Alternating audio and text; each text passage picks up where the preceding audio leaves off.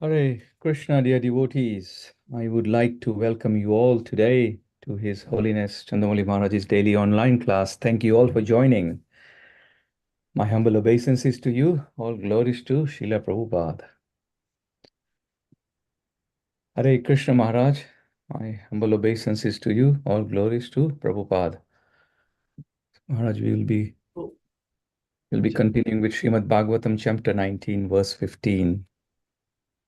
To share the screen. Om Namo Bhagavate Vasudevaya. Om Namo Bhagavate Vasudevaya. Om Namo Bhagavate Vasudevaya. Tammopaya pratiyatu vipra. Ganga Chadeva Dritya Chitam Isa Vijo Pasrista Kuhakas Taksakova Dasavalam Gayata Vishnu Gatayaha. O Brahmanas, just accept me as a completely surrendered soul. And let Mother Ganges, the representative of the Lord, also accept me in that way. For I have already taken the lotus feet of the Lord into my heart. Let the snake bird or whatever magical thing the Brahmana created bite me at once. I only desire that you will all continue singing the deeds of Lord Vishnu. Purport. As soon as one is given up completely unto the lotus feet of the Lord, he is not at all afraid of death. The atmosphere created by the presence of great devotees on the bank of the Ganga and Maharaj Parikshit's complete acceptance of the lotus feet were sufficient, guaranteed to the king for going back to Godhead. He thus became absolutely free from all fear of death. Chaksun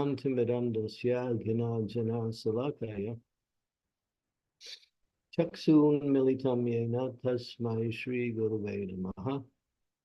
Shri Chaitanya Manobhistam Stapitam Yena Bhutale.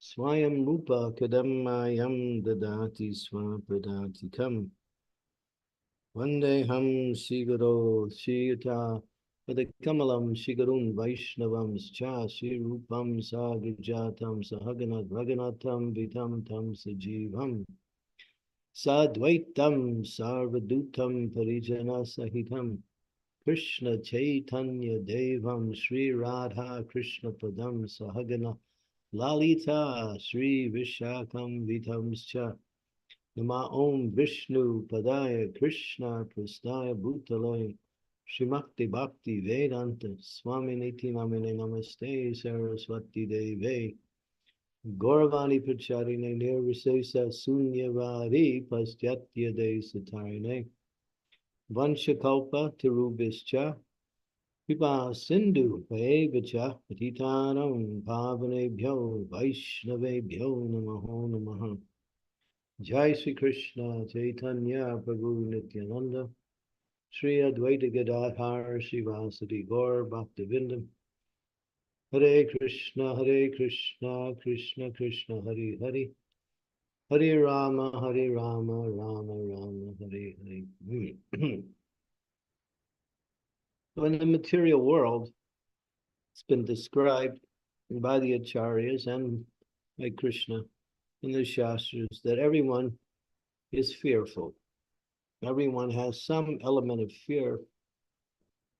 Why? Because there is still some attachment to this world. Because of that attachment, there is the fear element. And the more the attachment is there, the greater the fear element is. And so the principle is to detach oneself and attach oneself to something that is abhayam, or free from fear, and that is here, the lotus feet of the Lord. Parikshit Maharaj has no doubt about his future. And two things. One, he knows soon he will be leaving the body, fulfilling the desire of the Lord, and ultimately the great sages to complete his service on earth. And now the other aspect is that he is completely fixed, knowing he will go back home and back to Godhead. That's a very difficult state of consciousness to achieve, both complete fearless and knowing within one heart that they will no longer have to take birth in this material world. But he has reached that stage of pure consciousness, whereas nothing in this world has any relationship to him. Any fear element, as we mentioned, is also connected with attachment. And therefore, the attachment to the body is the ultimate principle of fear, and therefore the fear of death is the greatest of all fears.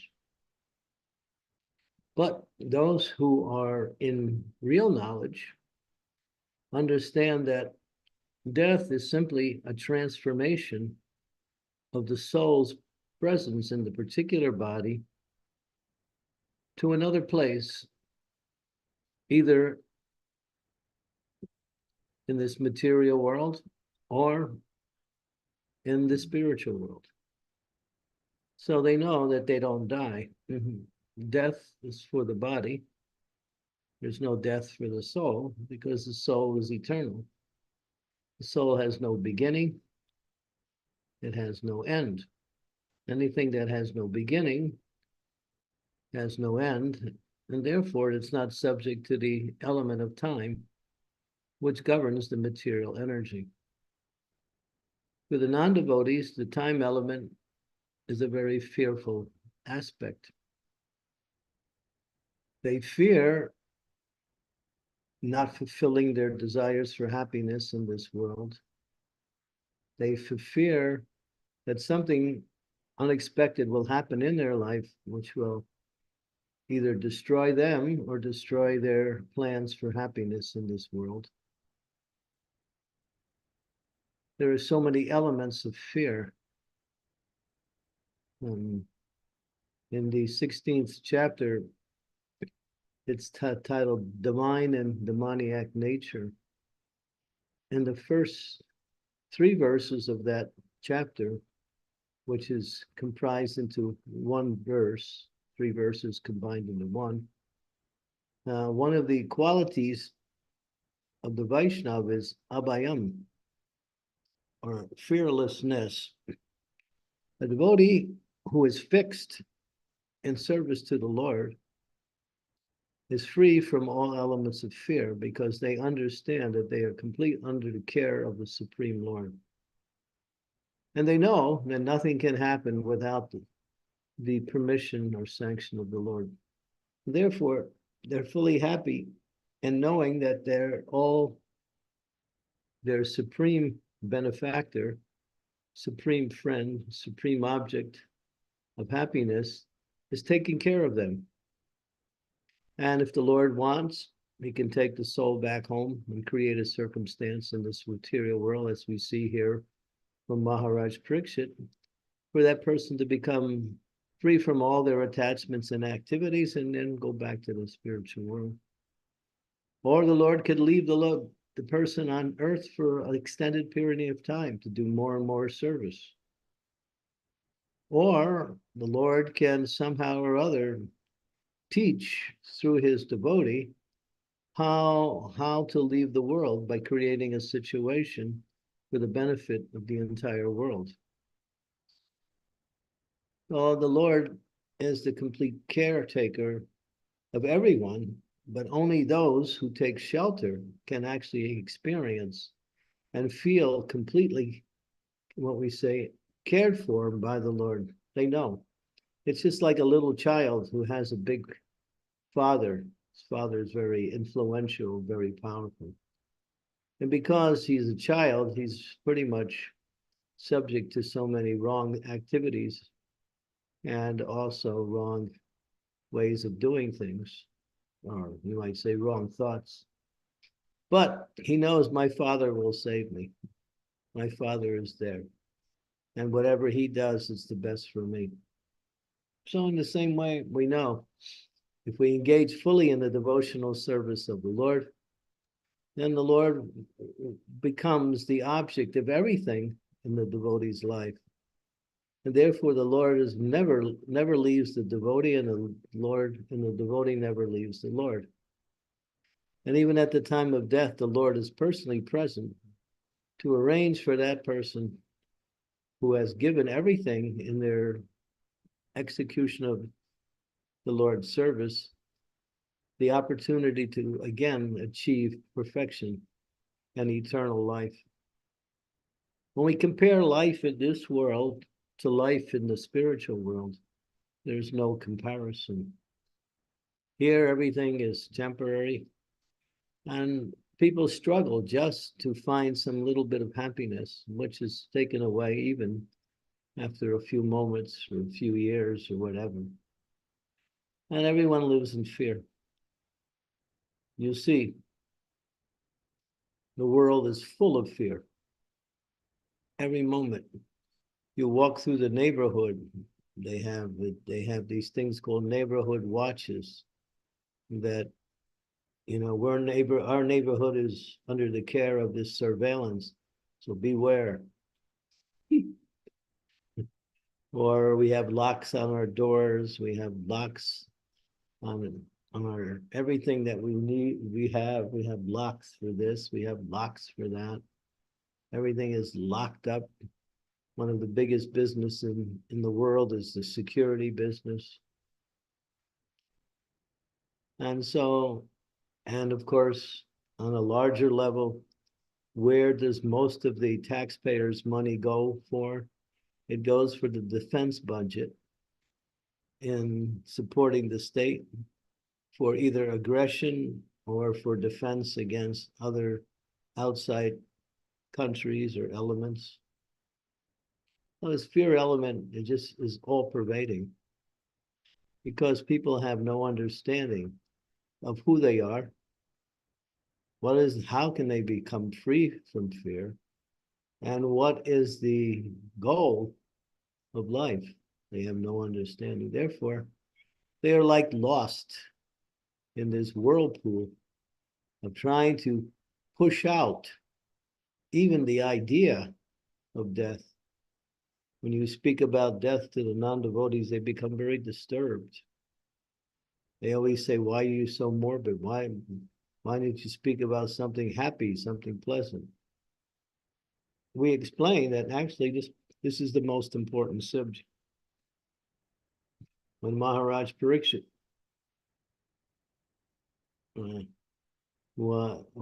after we end this particular chapter, we'll begin Canto 2, and one of the first questions after meeting Sukadev Goswami, what does Maharaj Parikshit say?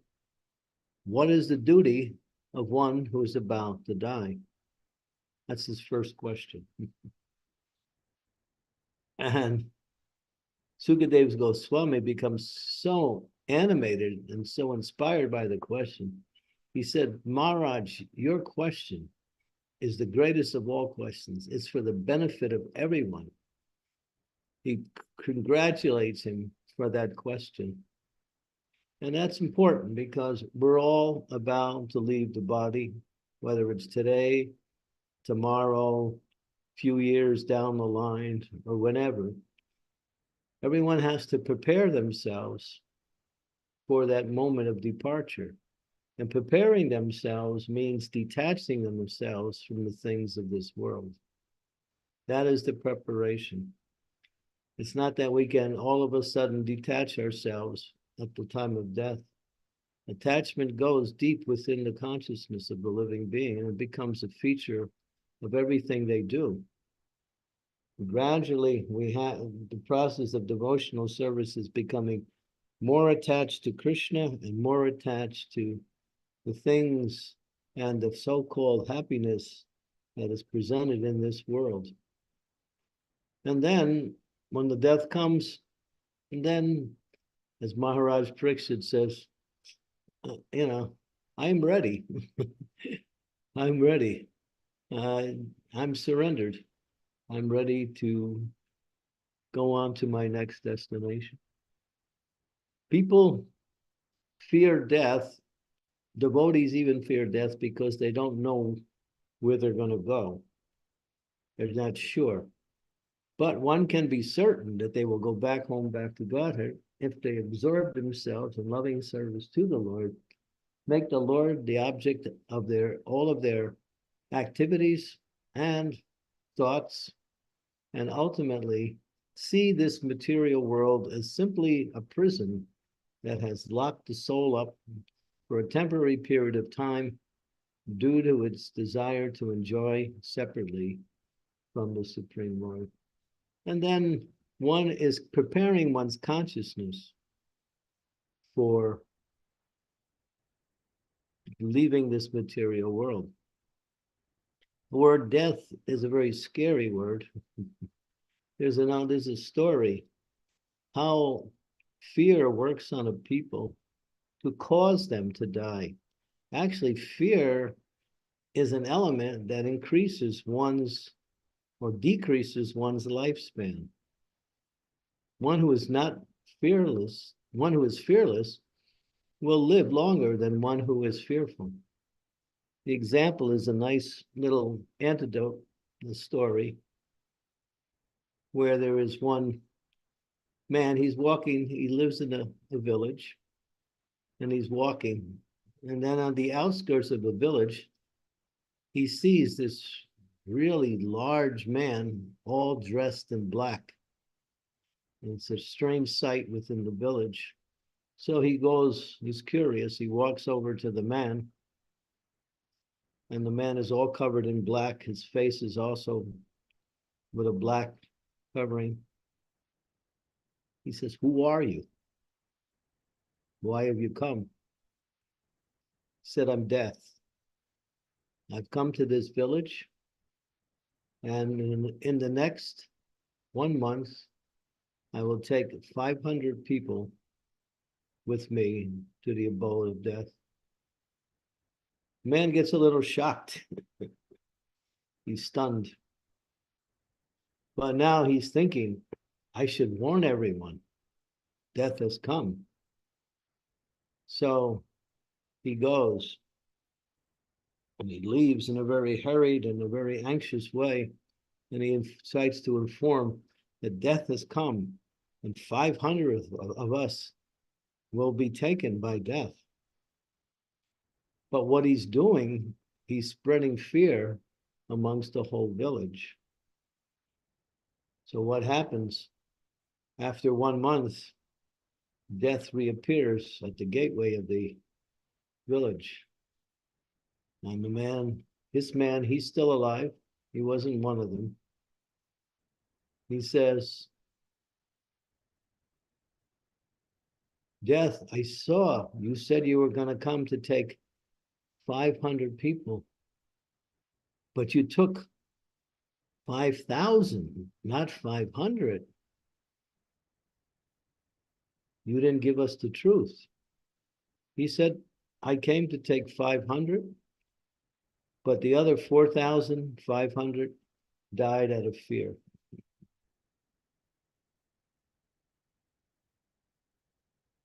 The other 4,500 died out of fear. It's a very powerful message. But we have to become fearless, because fear is also debilitating. Those who live in fear, just like during the lockdown in the COVID times a few years ago, many people died because they were fearful of the COVID virus.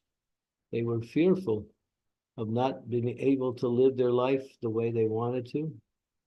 If you want to create fear in someone, lock them up, restrict their movements. That is a very severe form of punishment. We see that happens in jails. When people are put in jail, their life becomes stunted. They become very unhappy. And if they're put into confinement within the jail, then it's even more severe, this fear element. So one has to understand that, take shelter of Krishna, engage fully in Krishna consciousness, and devotees can be free from that element of fear because they know Krishna is my well-wisher, Krishna is my protector, Krishna is my maintainer, Krishna is my provider. Krishna is everything for the devotee. And therefore, the devotee can live happily and engage in devotional service. And when the time comes, they are ready to leave the world in a very natural state of consciousness, not in a fearful state of consciousness, not surrounded by hundreds of tubes coming out of the body and stuck in some institution that doesn't care about you. All they care about is sending you the bill to your relatives after you die. So this is not the way to die. This is not the way to leave the body, I should say. That go to a holy place when time comes and finish your life, chant the holy names of the Lord, surround yourself with the atmosphere of pure devotional service. And it's a glorious, and it's actually, as they say, for a devotee, death is the gateway to eternal life. It's something you actually look forward to. Now I can finish my business in this world and attain to what I've been trying to attain for millions and millions of lives, eternal life in loving service to the Supreme Lord, full of knowledge, full of unlimited happiness. This is guaranteed for those who fully engage in devotional service and make Krishna the only object of their devotion. Okay, these are some things we can think about. And I would like to also expand on this principle of the body. We have to understand that from a practical understanding, the body is never alive. The body itself is simply a combination, bhumir patvan ambaneo payo, kamana buddhi vacha, ahankar iti ame, bina prakriti astada. Everything material is a combination of these 8 elements, some less, some more. Earth, water, fire, air, ether. And for the living entity, it has a subtle body also, mind, intelligence, and the false sense of material identity called ahankara, or false ego. These 8 elements make up everything material. So ultimately, the body has no life. When the soul enters into the womb of the mother, it fertilizes that womb, and then that womb starts to grow into a form. And then the body begins to develop. And when it's time for the soul to leave that body has no more activity. It's what we say, just dead matter. So one doesn't have to worry. Your body is never alive, and you are never dead.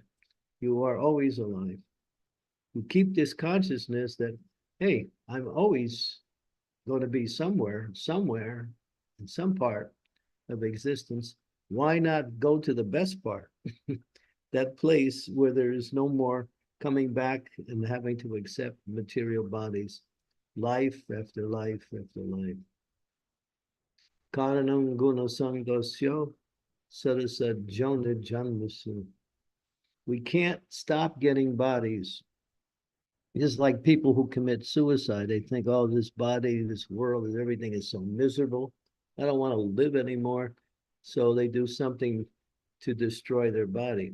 But still, they have life inside of a subtle body, and that life is even more miserable than the life that they gave up, because in that subtle body, they have simply material desires, but no way to act on them.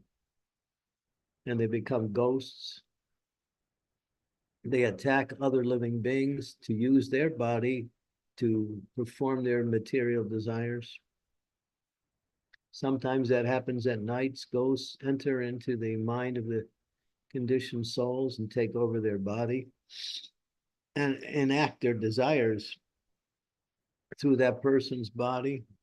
People who are inclined to intoxication, they always are haunted by so many other forms of living entities who have no body, who use their body for their own sense gratification. This material world is a very, very, what we say, um, you can't win. It's full of misery. It's full of suffering. It's made that way in order for the living entity to get disgusted and come back to their eternal position in the spiritual world. The devotees have no fear of death because they know the Lord is there and the Lord is my only shelter. As Bilba Mangala Thakur said in one of his beautiful prayers in the Krishna Karnamrita, with your mercy, my dear Lord, what is the use of anybody else's mercy? And without your mercy, my dear Lord, what is the use of anybody else's mercy? He only wants the mercy of the Lord. And that comes by what we say, continuously engaging in the service of the Supreme Lord. Devotional service, in order for it to be effective, it must be continuous. It cannot be broken up by anything. It must be, one must be absorbed 24 hours a day in some activity that is connected with devotion to the Lord, with devotion to the spiritual master. And in that way, one is on the liberated platform already. There's no question of liberation. They are already liberated simply because devotional service is above liberation. Liberation is simply freedom from the three modes, but devotional service takes one's consciousness to the spiritual realm. Okay, so here this is a very, very powerful verse. Complete surrender, complete faith in the Lord. Read it, and he says, I have a desire for all of you who are here. Please continue to sing the deeds of the all-good personality of Godhead, Lord Vishnu. All he wants for the benefit of others is that they will continue their glorification of the Lord, and we will all be benefited by that. Hare Krishna.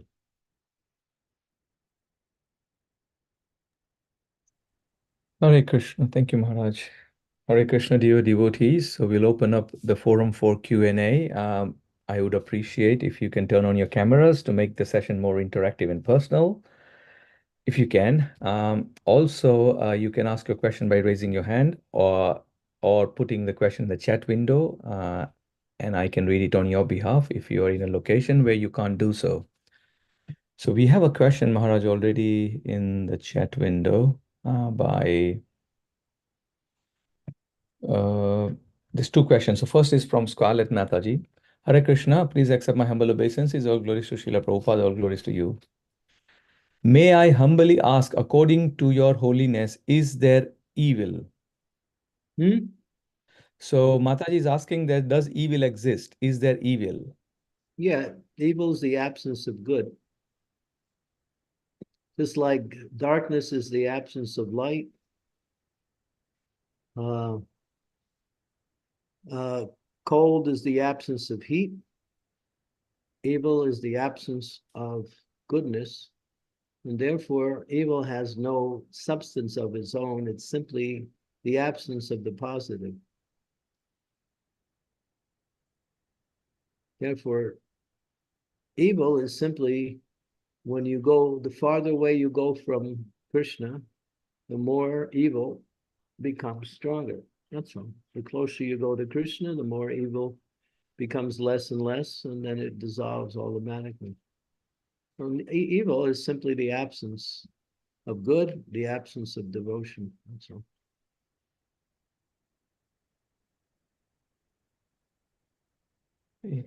Thank you, Maharaj. There's a further question from Advaita Prabhu. He's asking, thank you for such a nice class on fearlessness. I understand that there is a fine line or difference between fearlessness and arrogance or egoism.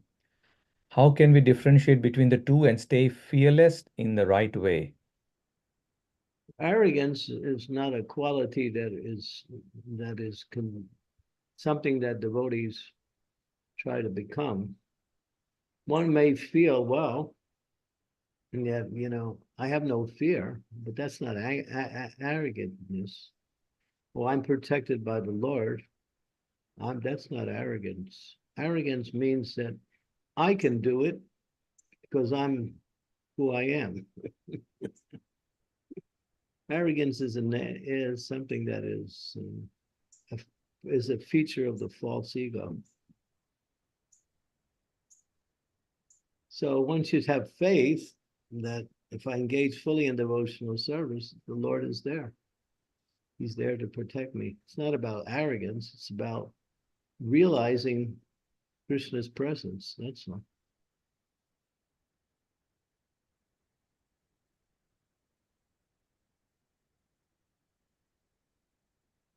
Arrogant is a word, I don't know the actual definition, but it's an expression of the false ego. Real ego means I am in the eternal servant of the Supreme Personality of God. That's my identity. There's no arrogance attached to that. If one becomes arrogant because I am Krishna's servant, then that arrogance limits Krishna's mercy because they think it's about me. Arrogance is about me, where devotion is about the mercy of the Lord.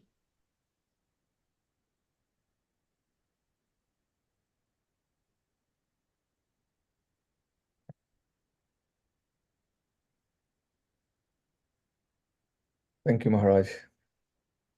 Uh, No machos allowed.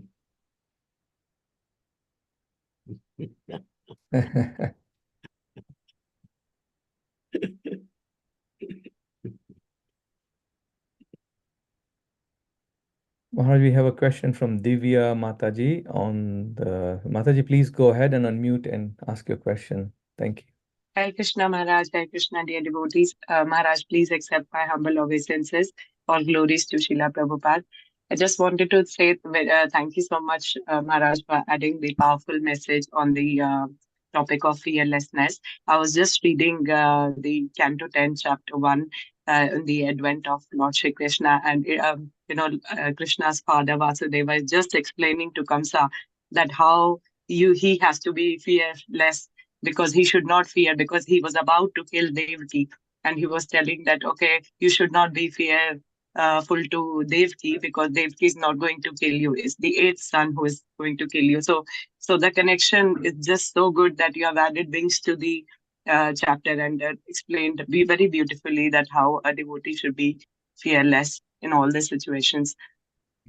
So Yeah, my question is, Maharaj, I wanted to, because I was going through the same chapter and understanding how a devotee can be fearless in all the situations which you have added. But I'm just checking, do you think in a positive sense, it's right to be fearful of time, because sometimes as a devotee, I feel that I try to not consciously but unconsciously waste a lot of time, which I feel that I could have done more rounds or did more seva in my home or other things. So I'm just trying to understand, should a devotee should be fearful, because time is also a form of supreme personality of Godhead. It's said in the Srimad Bhagavatam that Shishu Maharaj Chakra Bhagwan is also has taken a form of time for devotees. So just wanted to understand. There is healthy fear. Prabhupada talks about that. And to waste time and to be fearful of the element of wasting time is actually a good quality or a necessary quality for advancement. It's one of the characteristics of a person who is on the platform of a Shakti, which is a very high level of bhakti, where one has almost reached the stage of affection for Krishna. They don't want to waste any moment. And if anybody wastes their time, they become very annoyed with that and they don't allow that to happen. Prabhupada was like that. If he had to go somewhere and the devotees weren't ready to go with him, he would leave anyway. Prabhupada didn't want to waste an iota of time. So that is a good quality. And it's explained in a little different way. It says one should have a healthy fear of Maya. And wasting time is an element of the material energy to distract us away from devotional life. So yeah, that's good. That's a healthy fear. But it shouldn't debilitate one where one doesn't act. It's not that the fear becomes so that we don't do anything. No, we just think, oh, I don't want to waste any time. And we're always making sure that we're using every moment for Krishna's service. That's one of the more important qualities of a Vaishnava. Thank you, Balaji. Yeah. That's called healthy fear. That's acceptable. Thank you, Balaji. Thank you. Sridevi Mataji, please go ahead with your question. Thank you.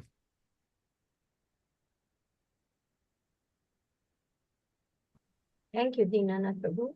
Dear Guru Maharaj, please accept my most humble obeisances. All glories to Srila Prabhupada. Thank you, Guru Maharaj, for this very important subject of death and preparing for death. In the course of the class, you did say that devotees also fear death because they are not sure where they will go. These are your words. And my question is exactly about this topic. What if we have this fear? I haven't got completely purified. I haven't completed my Krishna consciousness. I'm still halfway there or 1/4 of the way there or whatever. Then what will be my destination? Where will I go? So what will a devotee who is not completely fixed, completely purified, fully engaged, how should they, prepare for death because they are not reached that pure platform? Well, they're not fully surrendered, and that's why that's there. Because they're not fully surrendered. So surrender. What is surrender? Means is that, well, it's described in different verses. Radharani teaches surrender, or Lord Chaitanya teaches surrender in the Shikshastika prayer. Alisya pinaratam punastu mama darshanam marmahatam karotu vat yatatata va viradatu lampato matpranam nastu seva. My dear Lord, whatever you want, you can kick me, you can embrace me, you cannot be present before me, whatever you decide, still, I'm your worshipful, you're my worshipful Lord unconditionally. So that's a mood of full surrender, full faith in the Lord, like that. What is that song by Bhakti Vinod Thakur? Manaso de ho ge ho. Yo kichum hor arpilun tu alpade. Nandakishore. Everything I have, Nandakishore, it belongs to you. Krita Janmo Adhatu Adha. I'm yours. You can do whatever you want with me. You can keep me here, you can take me, you can break me. I'm yours. That's full surrender. Of course, you might think, wow, how to do that? That comes by hearing and chanting the glories of the Lord and engaging more and more in the process of the Sankirtan movement.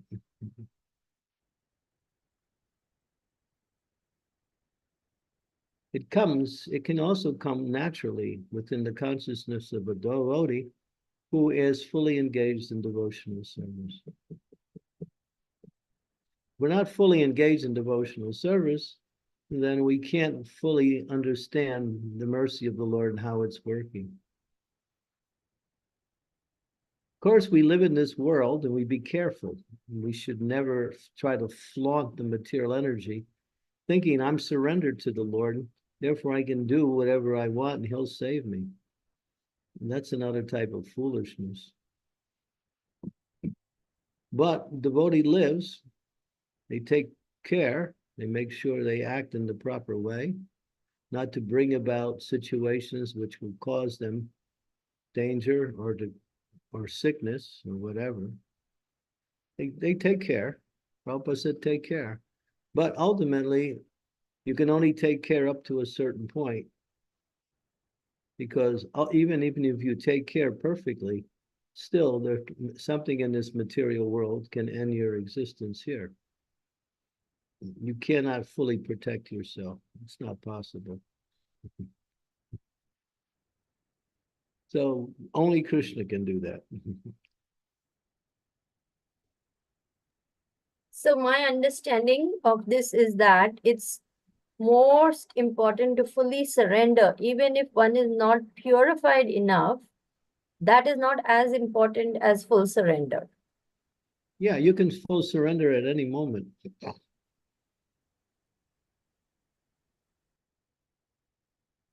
Yeah, there was that prayer by Lord Brahma. I forgot. The beautiful prayer. It describes full surrender. Well, I mentioned the one by Bhaktivinoda Thakur. That prayer is full surrender. That bhajan. Let me see. Oh yeah, there's a prayer where Lord Brahma says, let's see, he said,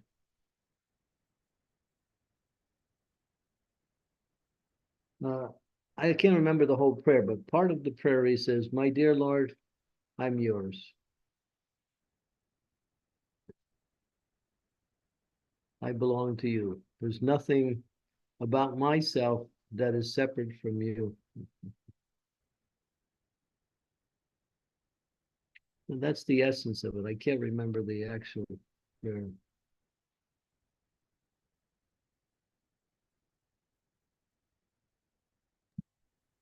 As long as we still have some attachment to this material world, there will be fear.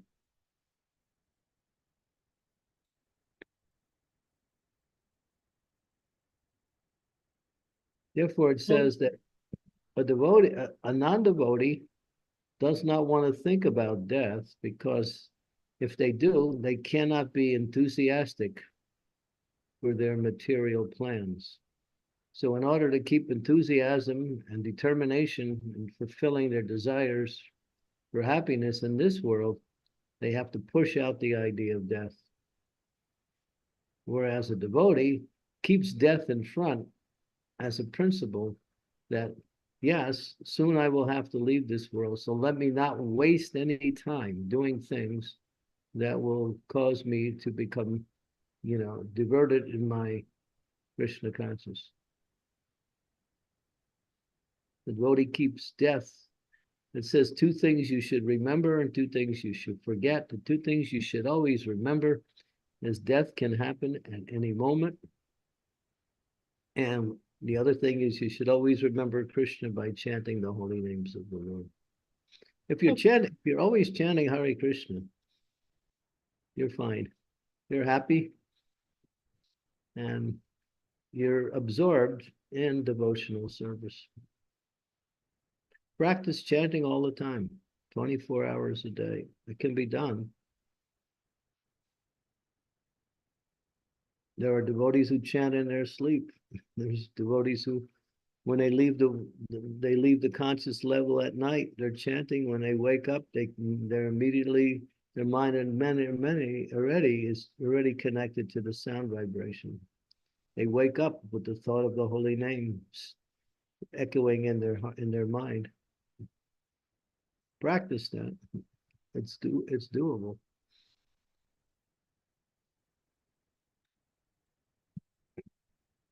Prabhupada said, you have to think of something. Why not think of Krishna?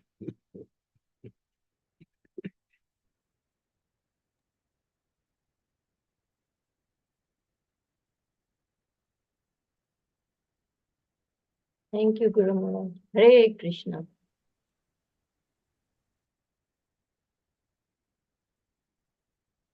Thank you, Maharaj.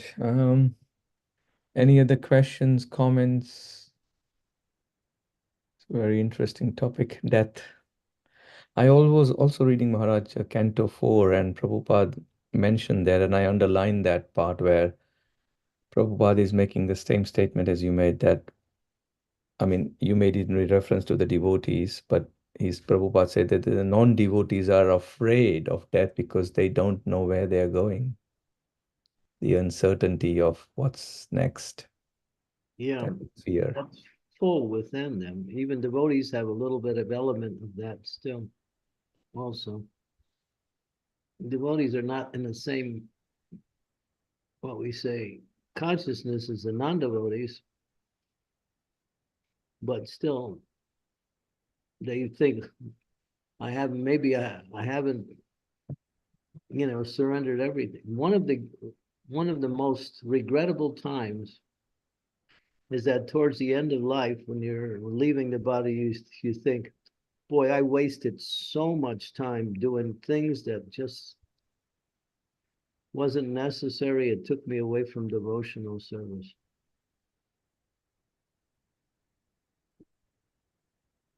Don't come to that point. It's very lamentable if we have to come to the point in thinking, boy, I could have been more Krishna conscious. I could have served the Lord more. I could have did so many things. I just wasted my time doing a lot of things that weren't necessary.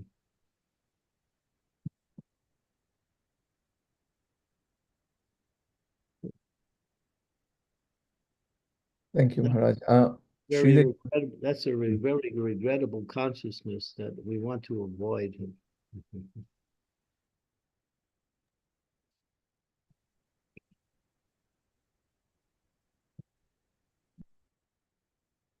We have to remember everything in this world is temporary, but we are eternal. We can deal with the temporary in a way that we use it to help bring us to the eternal, but ultimately it's temporary.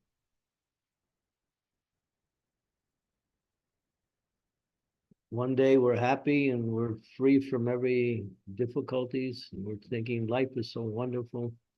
Another day, pains in the body come, people give you a hard time. And then life all of a sudden becomes miserable. So this is the way the world is. It's always, the waves of material energy are always moving, causing us some kind of relief from suffering and then again back down. Just stay fixed in Krishna conscious, that's all. You can do that, it's not hard. It starts with good sadhana in the morning. That's how you build your Krishna consciousness. Your sadhana is the foundation by which you build everything from.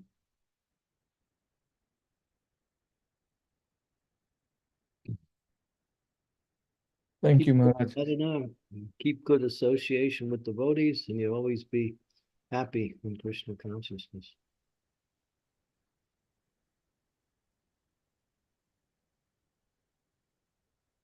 Thank you, Maharaj. I just wanted to share one thing about we just recently had His Grace Vaisheshika Prabhu visiting the UK, and he launched his book under the BBT framework. It's called The Four Questions.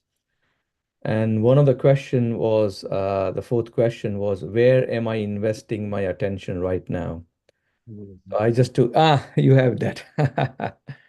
There you go.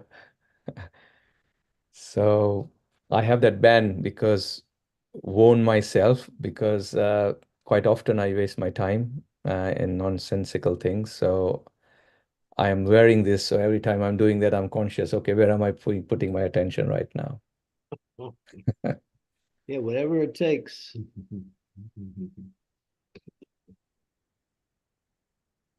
Thank you, Yes, Maharaj. it's nicely presented, the book. Yes. Really interesting. Everyone should read that book.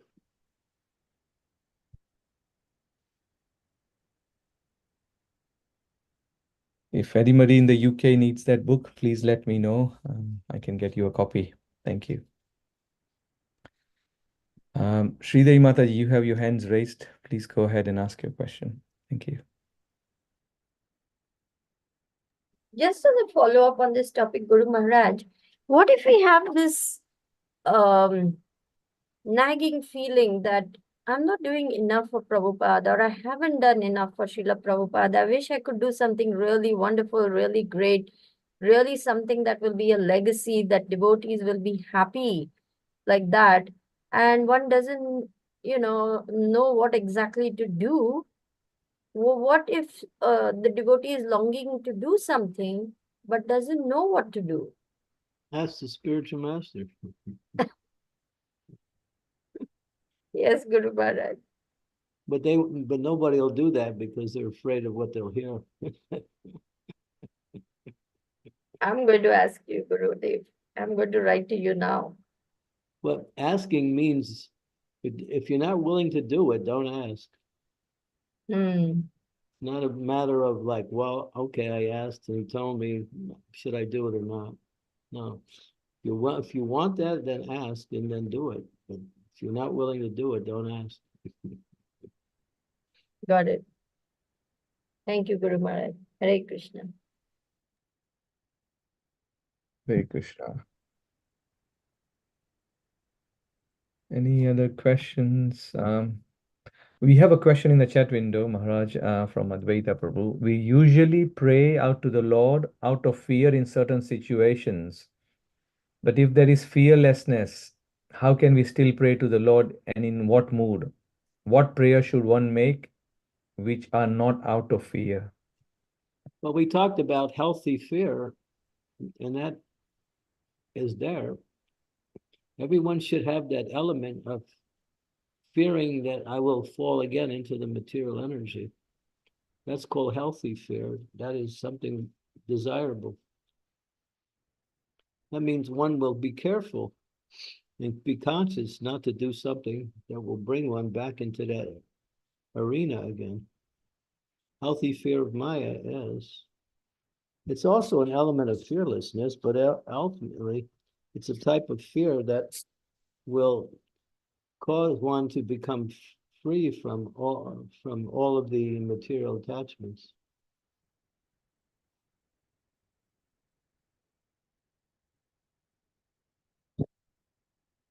That's why devotees engage in devotional service, but they're also careful how to engage.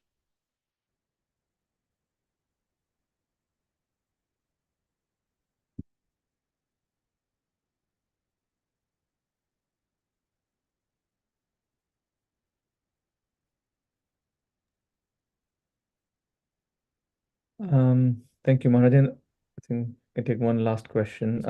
May I humbly, this is from Scarlett Mataji, Maharaj.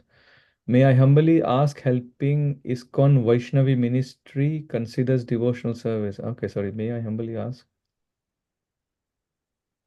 May I humbly ask that helping ISKCON Vaishnavi ministry is helping ISKCON Vaishnavi ministry considered as devotional service? That is the question. Well, you should ask that question to Mother Malati. I don't know. I'm not involved with Vaishnav ministry.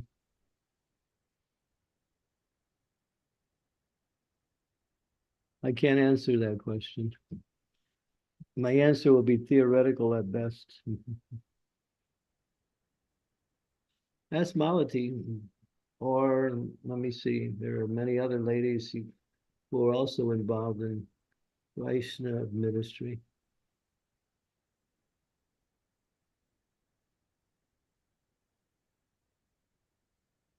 I don't know anything about that particular ministry, how it operates, and what are their goals. So you'd have to speak to them.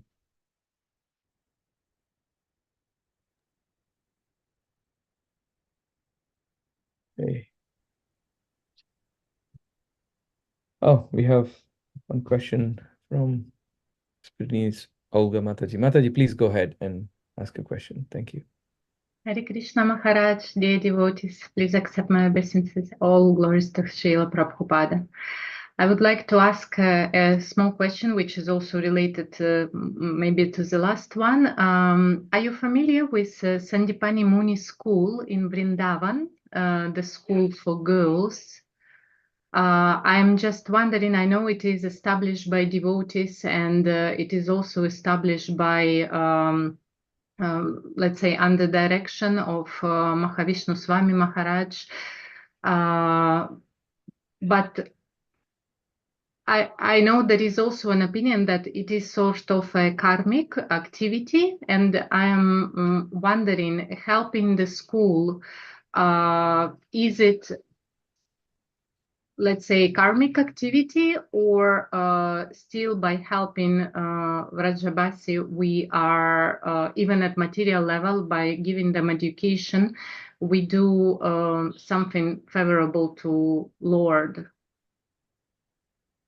Yeah, they take the young people in the villages there who have no,